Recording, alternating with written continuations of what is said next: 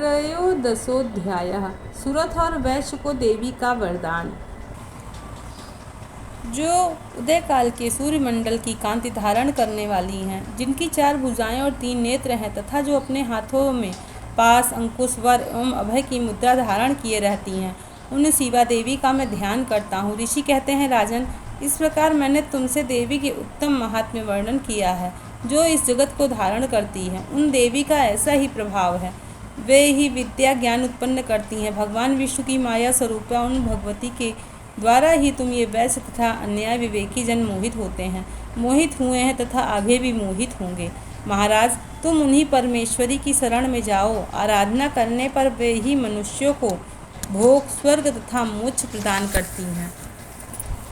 कौष्टुकी मेधा मुनि के ये वचन सुनकर राजा सुरथ ने उत्तम व्रत का पालन करने वाले उन महाभाग महर्षि को प्रणाम किया। वे अत्यंत ममता और राज्यापहरण से बहुत खिन्न हो चुके थे। महामुनि इसलिए विरक्त होकर वे राजा तथा वैश्य तत्काल तपस्या की ओर चले गए। वे जगदम्बा के दर्शन की नदी के तट पर तपस्या करने लगे।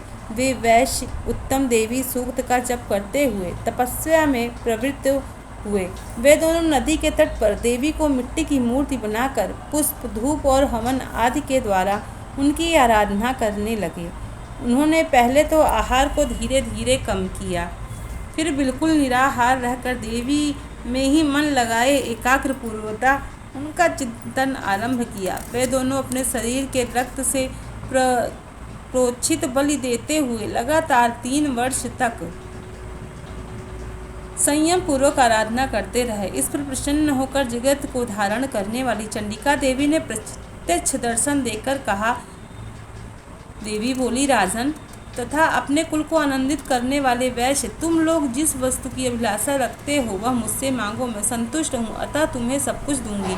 मार्कंडेय जी कहते हैं, तब राजा ने दूसरे जन्म में नष्ट न होने वाला राज्य मांगा तथा इस जन्म में भी शत्रुओं की सेना को बलपूर्वक नष्ट करके पुनः अपना राज्य प्राप्त कर लेने का वरदान मांगा। वैश्य का चित्त संसार की ओर खिन्न एवं विरक्त हो चुका था। वे बड़े बुद्धिमान थे, अतः उस समय उन्होंने तो ममता और अहंकार पूर्व आसक्ति का नाश करने वाला ज्ञान मांगा। देवी बोली, राजन, तुम थोड़े ही दिनों में शत्रुओं को मारकर अपना राज्य ग्रहण कर लोगे। अब वहाँ तुम्हारा राज्य स्थिर होगा। फिर मृत्यु के पश्चात तुम भगवान विश्वान के अंश से जन्म होकर इस पृथ्वी पर सावर्पिक मनु के नाम से विख्यात होगे। वैश्य, तुमने भी जिस वर को मुझसे प्राप्त करने की इच्छा की है उसे देती हूँ।